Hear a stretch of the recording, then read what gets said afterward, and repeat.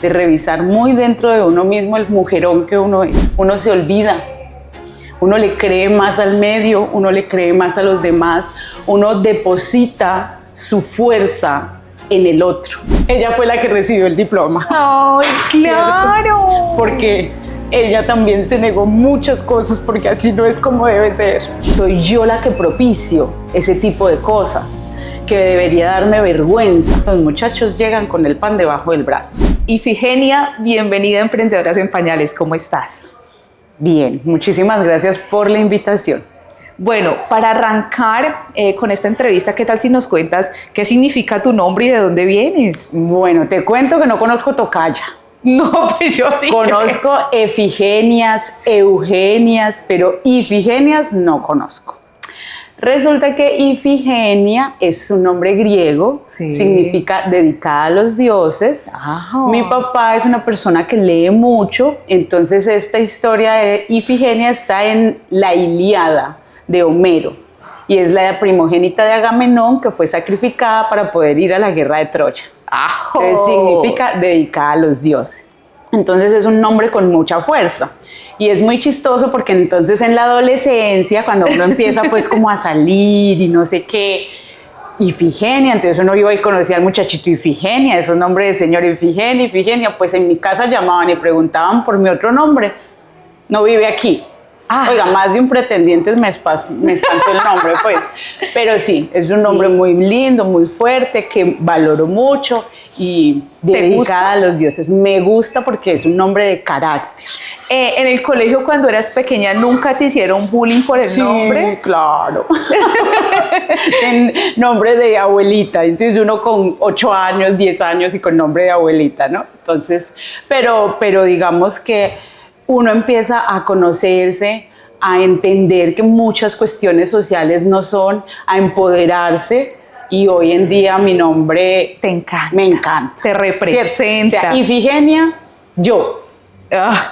¿Quién más? Presente. ¿Cierto? Entonces es muy bonito, sí. Bueno, ya que estamos hablando de esos inicios por tu nombre, contemos un poco de dónde eres, cuéntanos un poco de tu niñez, de tu juventud, de tus padres. Muy bien. A ver. ¿Naciste en Popayán? Nací en Popayán, sí. Mi mamá es de el macizo colombiano, ¿sí? De un pueblo que se llama La Mesa Cauca, que eso yo digo que es el fin del mundo, porque uno llega al pueblo y no hay carretera para ningún otro pueblo. O sea, es el último pueblo del macizo colombiano. Sí. Es un lugar hermoso, montañoso, boscoso, es muy bonito. Y mi papá es un hombre afro, él es barranquillero. Entonces los dos llegan a Popayán, mi mamá por circunstancias de su educación, de la familia, y mi papá para estudiar en la universidad, se conocen, pero mi mamá viene de un primer matrimonio, un matrimonio bastante complejo, con maltrato psicológico, maltrato físico, y allí están mis dos hermanos, ¿no? Luego llega mi papá, ellos generan una amistad y deciden pues iniciar una vida juntos. Y en ese inicio de vida juntos deciden tener familia. Entonces yo fui esa unión, esa semilla de ese amor, pero fue muy bonito porque realmente mis dos hermanos mayores son hombres, mi papá hombre, entonces todo el mundo quería una niña. Anhelada. ¿Cierto? Entonces fue muy planeada, fue muy anhelada, aunque yo digo que fue bastante extraño, ¿no? Porque mis padres dicen que decidieron tenerme en el 83, hay terremoto en Popayán, ¿cierto? Un terremoto impresionante. Ellos quedaron, mucha gente quedó refugiada en carpas y todo, y ellos en medio de esa situación deciden tener bebé. Así que yo soy producto de un terremoto, mira. Mejor dicho, en medio de ese nombre terremoto, ¿no? Eso mejor dicho, una mujer increíble. De ahí pues obviamente, o sea, digamos que el 80% de las familias colombianas somos familias que luchamos por estar todos los días, entonces padres trabajadores, y en esa medida en el que le correspondía tanto a papá como a mamá trabajar, padres ausentes, ¿no? Entonces fuimos unos chicos cuidados por una tía que era la que no trabajaba, pero todas las demás tías trabajaban, todos los demás tíos trabajaban porque no habían los recursos para decir, pues ahí voy a ser ama de casa y que mi esposo trabaje y que con eso alcance. No, eso hoy en día y hace años tampoco alcanzaba. Entonces eso implicó que hubiesen pues una serie de circunstancias que propiciaron cosas que no deberían pasar, ¿cierto? No debería pasar, y antes estaba muy culturalmente aceptado que ciertas maneras o ciertos modos de actuar de los hombres y de los hombres mayores fueran aceptados, ¿cierto? Entonces esas miradas que no deberían existir, esos juegos bizarros que no deberían existir, pero que cultural y socialmente estuvieron aceptados mucho tiempo, y es solo a partir de más o menos 10 años que se empiezan a poner unos límites muy serios al respecto, pero sí se generaron pues una serie de malos entendidos, de no acompañamiento, de complejos, ¿sí? Quiero hacer un stop aquí, es con lo que nos estás contando que de pronto no debe pasar. En algún momento le contaste a tus papás que pasaban situaciones que de pronto no te gustaban en tu niñez. Pues mira que fue complejo, porque entonces la persona que estaba al cuidado no eran mis padres, era la tía, que era la persona de confianza. Pero también hablamos de una mujer que no tiene educación, que no entiende muchas cosas, que le han enseñado también a través del machismo que lo que hacen los hombres está bien hecho. Entonces cuando yo voy y le cuento a mi tía de una serie de situaciones que están pasando, lo que mi tía contesta desde su desconocimiento y desde esa cultura machista de la que se viene, que es mi culpa, que soy yo la que propicio ese tipo de cosas, que debería darme vergüenza, ¿cierto? Cuando una niña de entre 7, 8 o 9 años recibe la palabra vergüenza, es que es usted la que está haciendo mal, es que usted es la que está propiciando, es usted la que se debe hacer respetar, pues a mí la vergüenza me paraliza y yo no le digo nada a nadie. Entonces antes empiezas a creerte que sí, de verdad eras la culpable. Y eso genera, obviamente hoy, después de haber estado en terapia, después de haber pasado por una universidad, después uno hoy es que entiende que son cosas que no debían haber pasado, que no era mi culpa, que yo no tenía por qué sentir vergüenza, que las personas que se supone que debían estar ahí para mí, para cuidarme, para protegerme por ciertas circunstancias, no por falta de amor, claro, sino por ciertas circunstancias y por desconocimiento, no estuvieron. Pero claro, eso crea un conflicto con mi relación con mi cuerpo, con mi autoestima, con mi cabello, con cómo relacionarme con los demás. Es una realidad, y es una realidad que vivimos el 80% de la población de este país. Después de estas situaciones que nos cuentas, ¿hasta cuántos años te cuida tu tía? Ya.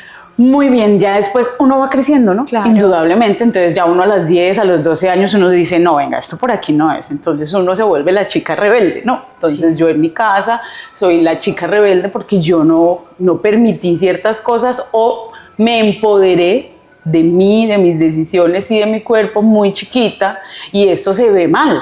Porque entonces es la niña que fue a los scouts. ¿Cómo es posible que usted se vaya a los scouts de campamento con esa gente? ¿Quién sabe qué hará allá? No. De verdad que los scouts son una organización a la que le tengo que agradecer muchísimo. Encontré apoyo allí, encontré cuidados allí, encontré formación allí, o sea, ¿sí? Empecé en el bachillerato con grupos juveniles. Yo soy salesiana, soy egresada de Cristo Rey de Popayán, que es un colegio salesiano de monjitas. Entonces, teatro, danza, grupos juveniles, viajé, siempre he sido muy buena para hablar, para hacer cosas, he sido líder, como una cuestión innata por ese empoderamiento que yo tomé decisiones que dije que no iba a permitir ciertas cosas, pero eso también afianzó otras, ¿no? Entonces, la verdad, mi juventud fue muy, como me dicen por ahí, yo no fui de estar jugando videojuegos, de estar encerrada, de estar ausente, no. Yo estaba en danza, yo estaba en teatro, yo estaba en los scouts, yo estaba en un grupo de porristas. Siempre estaba ocupada. Mi relación con las danzas fue algo muy bonito y en medio pues de todo ese crecimiento me iba muy bien en el colegio, me gusta mucho la filosofía, el español, las humanidades. Entonces ahí empieza uno pues como a hacer otro tipo de cosas. Bueno, entonces terminas este estudio, este bachillerato, mejor dicho, nos cuentas de todo lo que viviste en tu juventud, que en medio como del dolor o de no entender algunas cosas, lo utilizaste no simplemente para quedarte ahí como en medio de las circunstancias, sino para decir, yo tengo que hacer algo y a pesar de que esté muy pequeña, tengo que apropiarme de mis propias decisiones, valga la redundancia. ¿Qué sucede después de esto? Bueno, entonces, en medio de esa ocupación de los adultos, ¿cierto? A los 19 años me enamoro perdidamente, ¿cierto?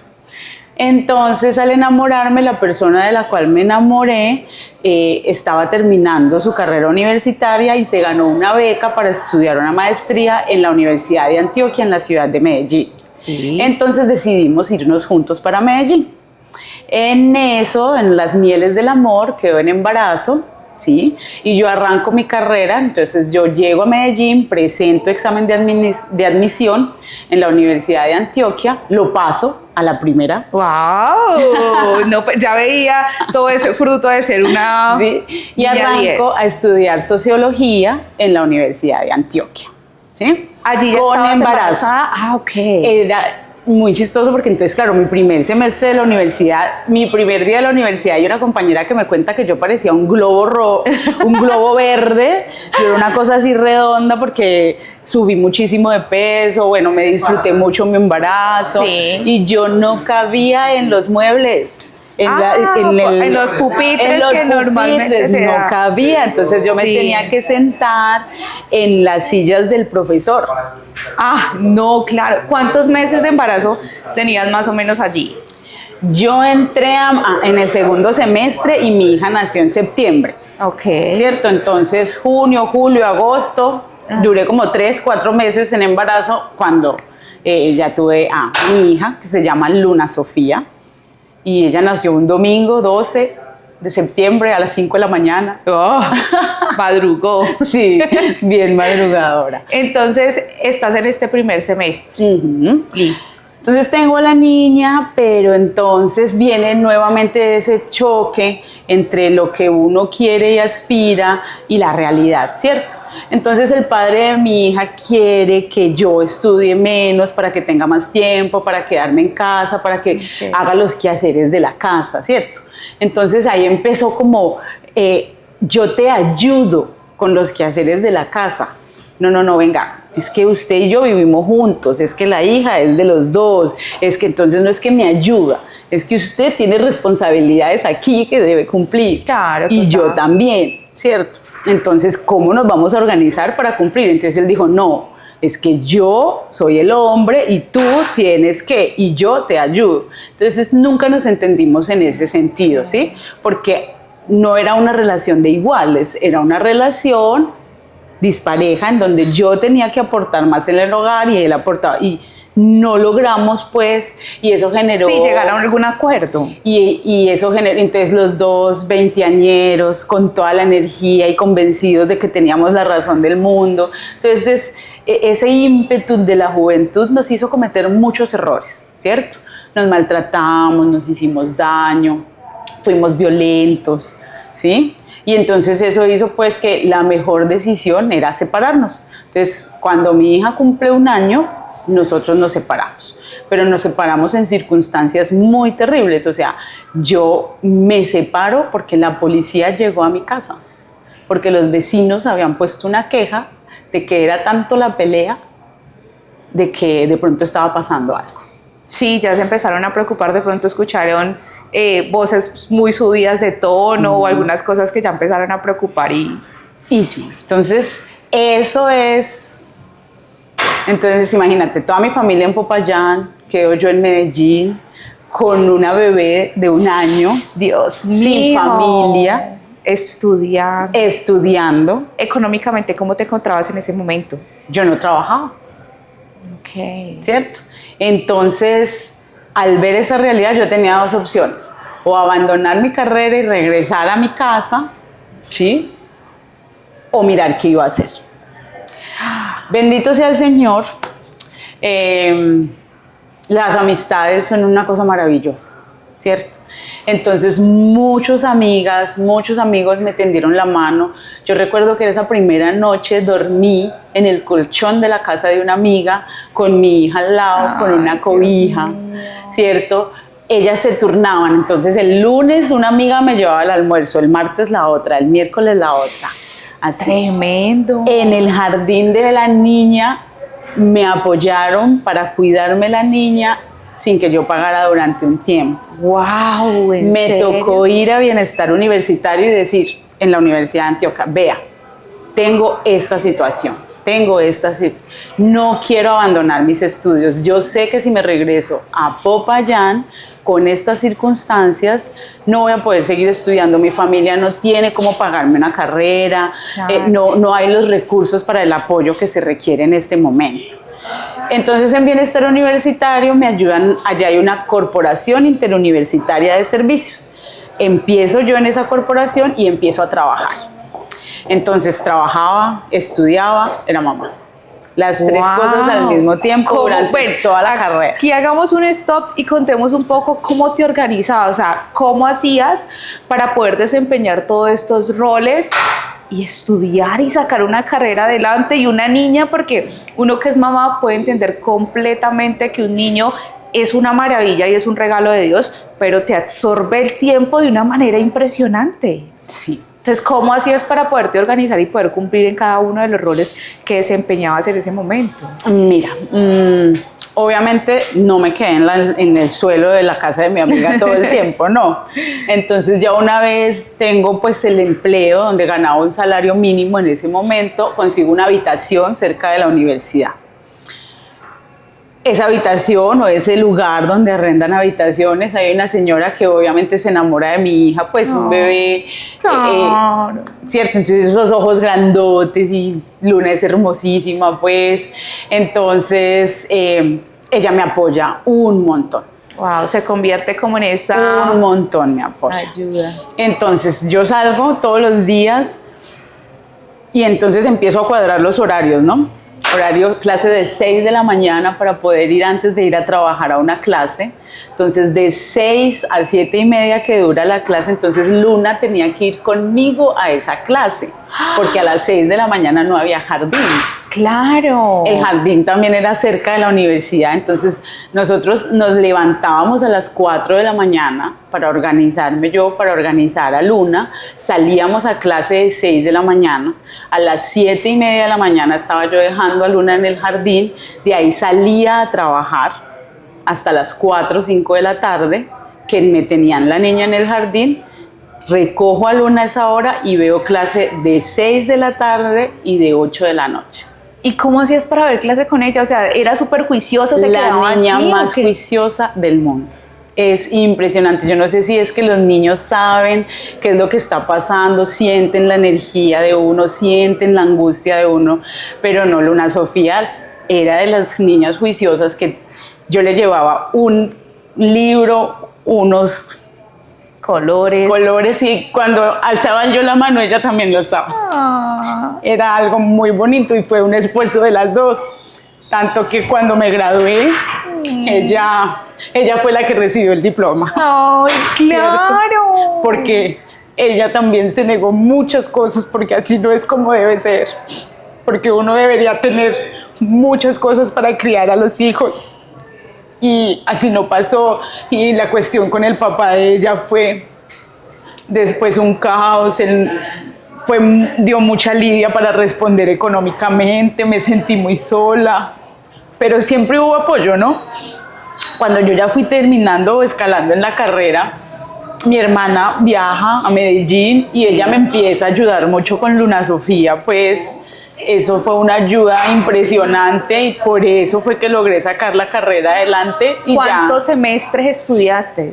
Los 10 semestres. ¡Wow! ¡Dios mío! Los 10 Déjame semestres. decirte que te admiro muchísimo, qué mujer tan fuerte, y quiero aprovechar este momento para decirte que tal vez no es como uno sueña la maternidad en muchos momentos o lo que nos contabas de tu hija, pero has sido la mejor mamá para tu hija, le has dado todo, yo sé que eres una inspiración para ella, porque si me inspiras a escucharte en este momento y a todas las personas que nos están viendo en este momento, yo no me imagino a tu hija de escuchar cada una de estas historias, de saber la mamá tan fuerte, tan tenaz, tan valiente que tiene. Pues hoy en día Luna tiene 20 años, ¿no? Este año cumplió 20 años. Y salimos a cenar. Y en medio de eso hablábamos de que nosotros vivíamos en una habitación. Entonces, ¿cuál era el patio de juegos de mi hija? El Parque de los Deseos de Medellín, el Planetario de Medellín, el Museo de la Universidad, ¿cierto? ¿Por qué? Porque es que, ¿qué hacía yo con una? Yo me la llevaba para todos lados. Tengo que ir a estudiar a la universidad, pues me la llevaba para la biblioteca. En la biblioteca había un museo. Entonces, eso también ha permitido que, mira que a veces sí, las carencias están allí, pero tú en medio de las carencias tienes que lograr identificar cómo estar presente y estar allí. Claro. ¿Sí?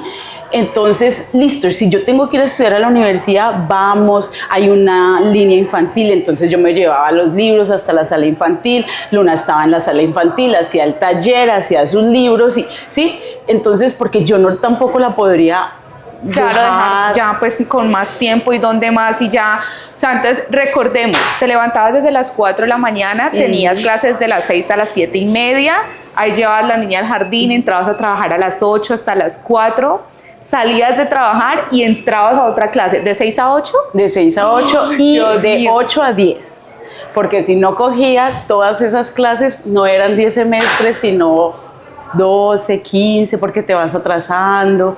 Entonces, por lo menos eso, si yo me esforcé mucho por siempre coger las materias que tenía que coger, mi promedio es superior a 8 en la universidad, siempre fui muy buena estudiante, hice lo que me correspondía y también esa responsabilidad genera un apoyo, genera que los profes vean tu esfuerzo, Claro. que te inviten a ciertas cosas, a ciertas circunstancias, ¿cierto? Entonces, la disciplina en ese momento era muy disciplinada.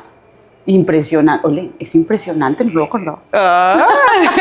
Claro que sí, y es de resaltar totalmente. Terminas tu carrera, Muy bien, te terminó mi gradúas, carrera. tu hija recibe el diploma, ¿qué pasa de ahí para allá? Empieza la incertidumbre laboral, ¿cierto? Y es que es una tras otra, ¿no? Qué cosa tan impresionante. Ahí ya cuántos años, cuando te gradúas, ¿cuántos años tiene tu princesa? Ya tiene 6 años. 6 años. Sí. Entonces empieza la incertidumbre laboral, a uno intentar tener cierta estabilidad laboral y es muy complejo porque no tienes la experiencia, de pronto no tienes los contactos, Claro. ¿sí? Entonces a mí me corresponde empezar a viajar para lograr cierta conexión o ciertos puestos, Sí. En medio pues de eso, conozco, siempre me gustó mucho la sociología del trabajo. Sí. Fue de las cosas que más me llamó la atención. Entonces, cuando yo empiezo a interactuar en ese campo de la sociología del trabajo en ciertas empresas, me empiezo a dar cuenta de que la seguridad y salud en el trabajo es una herramienta para implementar la sociología del trabajo. Wow, claro. Entonces decido hacer una especialización en seguridad y salud en el trabajo, que la hice en la ciudad de Armenia, porque a nivel laboral de Medellín me tocó desplazarme a Armenia, porque allá fue que me salió el trabajo, y en medio de ese trabajo empiezo a estudiar de nuevo una especialización, con todo lo que implica, ¿no? Tener entonces una niña de 6, Ya de 7 6 años, ajá. que ya está en el colegio, ¿sí? Que yo debo trabajar y que yo debo estudiar para terminar la especialización, Wow. ¿sí? Entonces eso fue un reto nuevo, fue un año donde la logramos y tengo mi título de especialista de seguridad y salud en el trabajo. Increíble. ¿En qué momento llega tu emprendimiento? ¿En qué momento dices, bueno, es que como que está complejo poder desempeñar todos estos roles en una empresa y además lo que nos hablabas anteriormente, la inestabilidad laboral que se presenta en muchos momentos? Sí. ¿Por qué? Porque entonces uno trabaja por obra o labor, por proyectos, Sí. y cada proyecto es en una ciudad diferente. Ok. Entonces eso genera cierta inestabilidad. Entonces resulta que yo he ido 2 años a Medellín, perdón, a Barranquilla porque allá había un proyecto, otros 2 años a Bogotá porque había otro proyecto, a Armenia porque había otro proyecto. Entonces yo digo, venga, hay que buscar algo más estable. Entonces logro ubicarme en una empresa estable en Medellín y regreso a Medellín, ¿sí? Además, recordemos lo que nos decías, ¿no? Tienes una niña de 6, 7 años que ya está en un colegio y que no puede estar de pronto también en esa inestabilidad de entrar a un colegio, sale del colegio, ahorita qué hacemos, vacaciones, no, bueno, o sea, todo lo que eso conlleva. Implica. Entonces regreso a Medellín, estoy en esta empresa y ya ha pasado el tiempo y nos llega la pandemia, ¿cierto? Bendito sea el Señor, en la pandemia trabajé mucho porque eran las personitas de seguridad y salud en el trabajo las que hacían todos los protocolos de bioseguridad y los que presentábamos ante la Secretaría para que muchas empresas pudieran funcionar.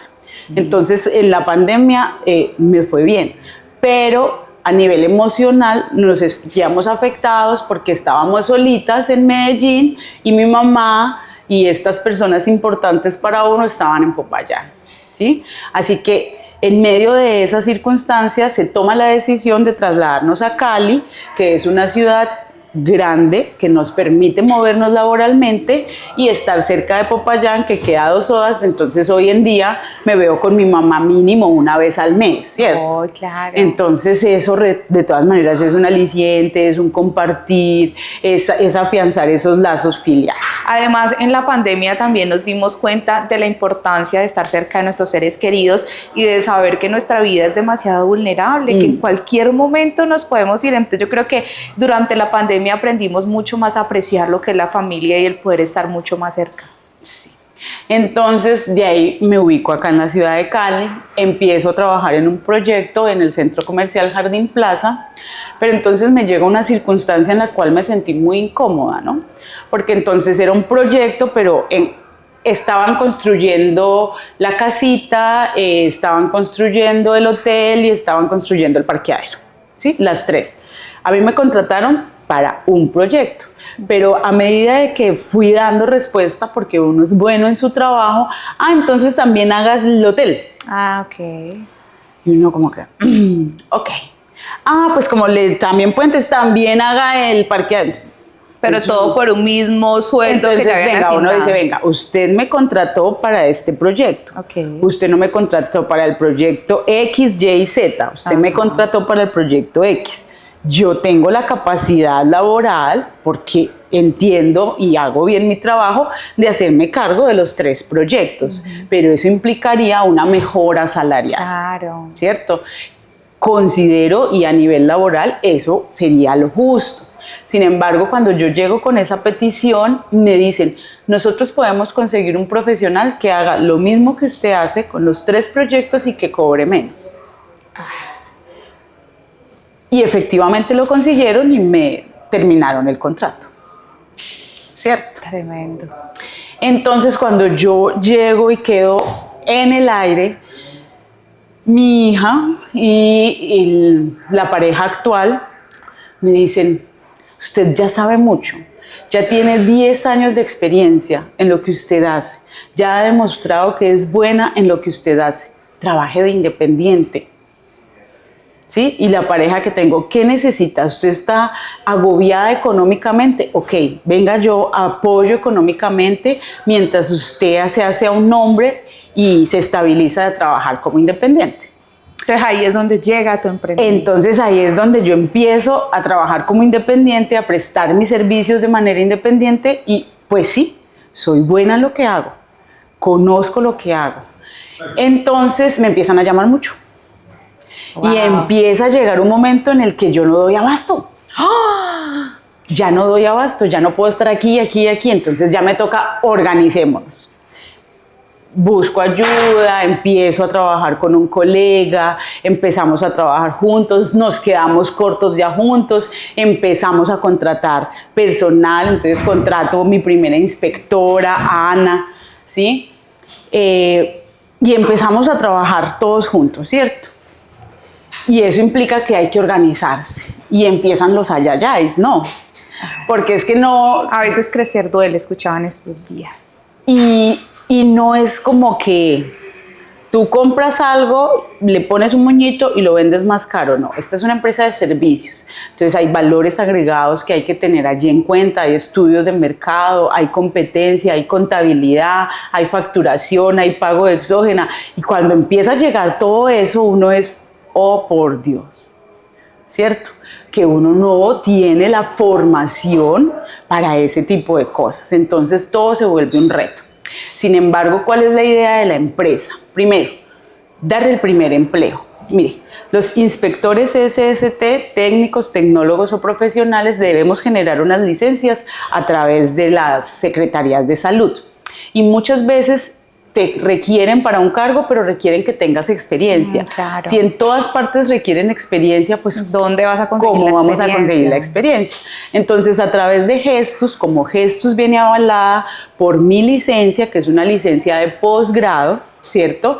Entonces, la empresa contrata a Gestus, que tiene la licencia de una profesional con más de 10 años de experiencia, y que esta profesional, que es la que responde por el proceso, tiene unos auxiliares, ¿sí? Entonces hay un acompañamiento allí, en ese primer empleo, hay una formación de base allí, porque es que no es que, ay, venga, vaya y haga no. Venga, vamos, venga, le explico, aquí se debe trabajar así, lo que necesitan esto, haga el curso de alturas, haga el curso de coordinador de alturas, haga el curso de coordinador de espacios confinados. Entonces hay todo un acompañamiento de esa persona que sale nueva, que fue lo que a mí me pasó cuando recién me gradué, que me vi sola, claro, tratando de entrar en un mercado laboral que es difícil, donde la competencia a veces es compleja. Entonces es dar ese acompañamiento para que la gente tenga esa experiencia y se forme profesionalmente. ¿Para quién es tu empresa? ¿Para quién? No entiendo la pregunta, compañera. ¿Cuáles son las personas que requieren el servicio que tú ofreces? Muy bien. ¿Qué hace Gestus? Entonces, bueno, Gestus es gestión en griego. Ajá. ¿Sí? ¿Por qué? Porque yo quería que tuviera algo también como de mí. De su entonces, nombre. Así como mi nombre es de griego, tu esencia. entonces Gestus es griego, ¿cierto? Sí. Gestus, ¿qué significa? Gestión. Y en la mitad está el SST, que es seguridad y salud en el trabajo. Entonces lo que hace Gestus es gestionar todos los temas de seguridad y salud en el trabajo para tu empresa. Perfecto. ¿Sí? La idea es ser tu aliado estratégico. ¿Sí? Necesitas toda la parte del sistema de gestión, te la hacemos. Necesitas administrarlo, te lo hacemos. Necesitas un acompañamiento para algún trabajo, te lo hacemos. ¿Sí? Entonces es esa, la idea es eso. Para eso necesitamos formar personas. Entonces, el servicio que prestamos es ese. Pero ¿quiénes participan? El primer empleo y en su momento madres, mujeres de familia. Inicialmente nosotros este año trabajamos con 3 madres, mujeres de familia, cabezas de familia, ¿sí? Que responden, ¿por qué? Porque como yo me vi ahí, claro, como tú ya lo viviste. Yo ya lo viví, yo sé que es enfrentar en esa precariedad laboral. Entonces realmente muchas de las gentes que yo contrato vienen con esto del primer empleo, o sea, para generar experiencia, o con esta parte de ser madre, cabeza de familia, para generar apoyo. ¿Sí? Porque no podemos olvidar la parte social. Yo soy socióloga de formación, sí, claro. Soy de pregrado socióloga y realmente es algo que quiero hacer. Y a través de la sociología y de la cultura del autocuidado es generar nuevas culturas y romper paradigmas, romper ese paradigma de que si es una mujer, entonces va a ser irresponsable, va a tener que salir temprano, los hijos se le van a enfermar.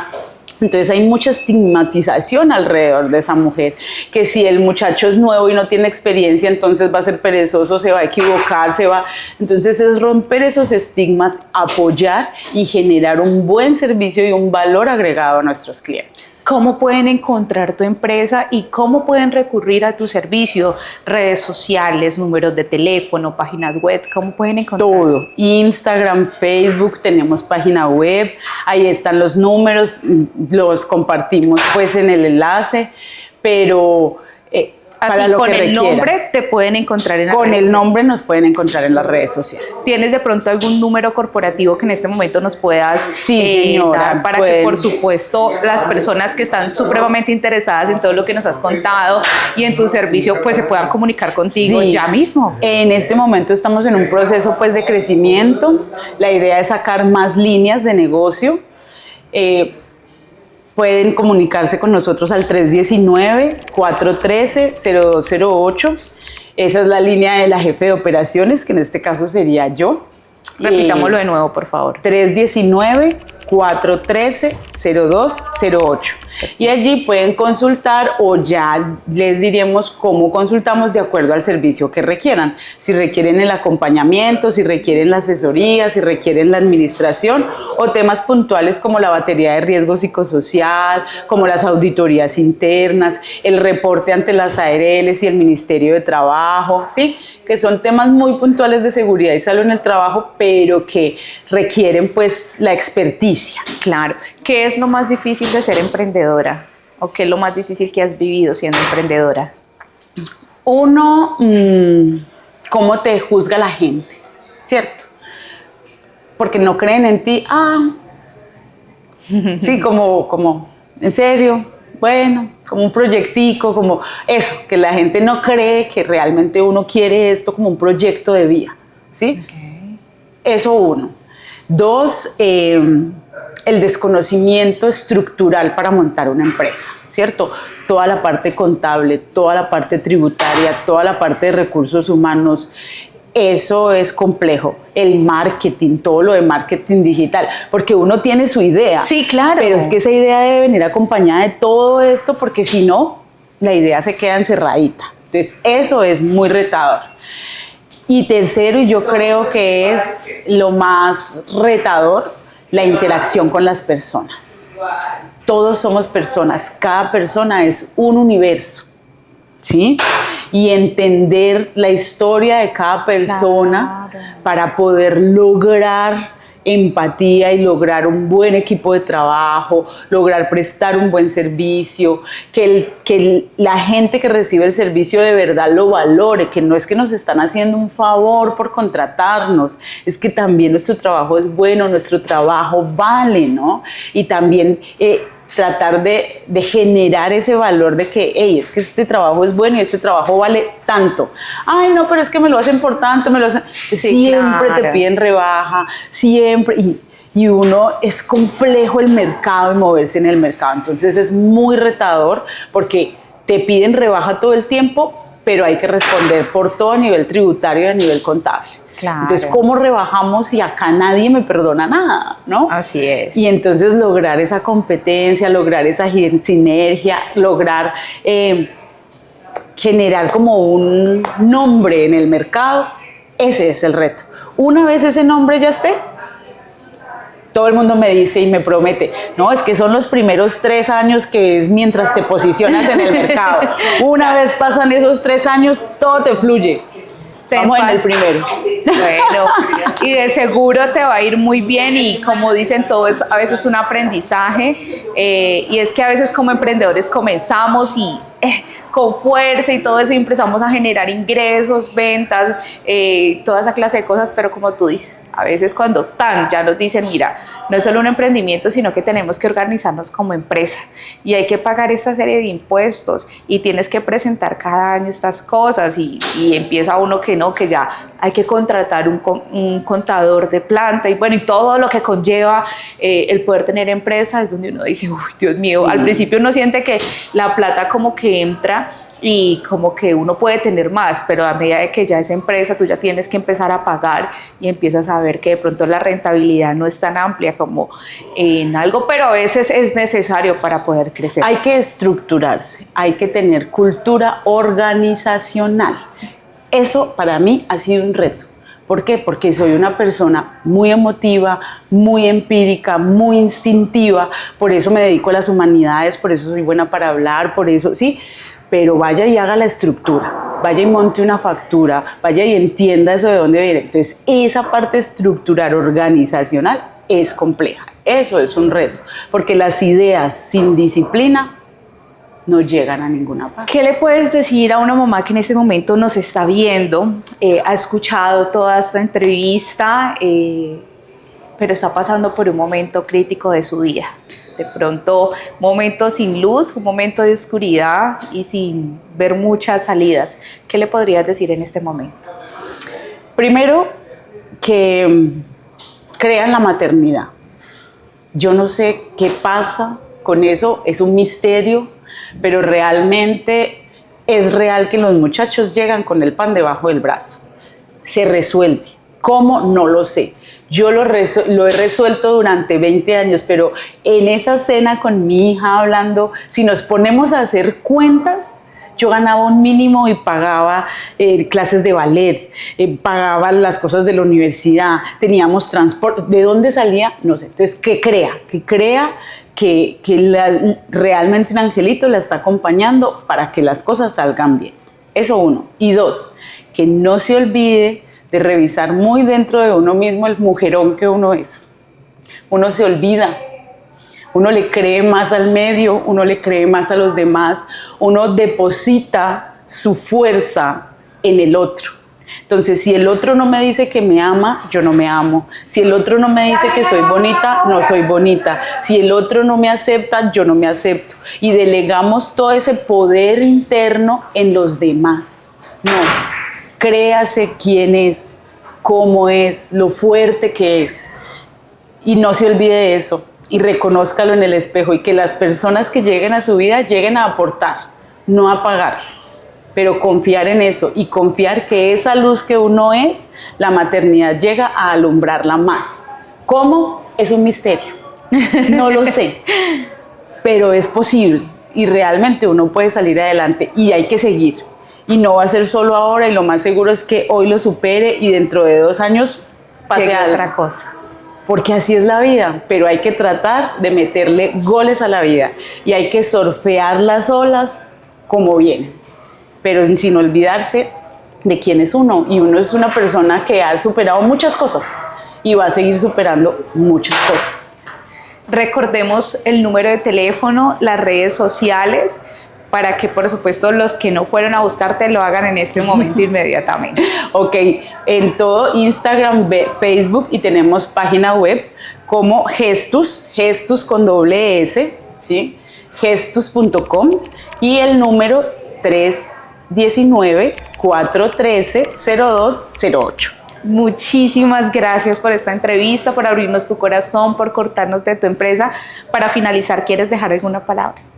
No, agradecer el espacio, agradecer realmente el momento. Me voy con que me sorprendo. A veces uno no habla de uno mismo porque dicen que eso es ser presumido o ser... No hay que desconocer nuestros logros. Y si nosotros mismos no nos celebramos, ¿quién? Entonces, sí, muchísimas gracias por el espacio, por hacerme caer en cuenta de que sí, vamos bien, que hay que seguir, y invitarlos a todas, a todos y a todes de que vayan detrás de lo que quieren. No es fácil, pero es posible. Muchas gracias. Gracias.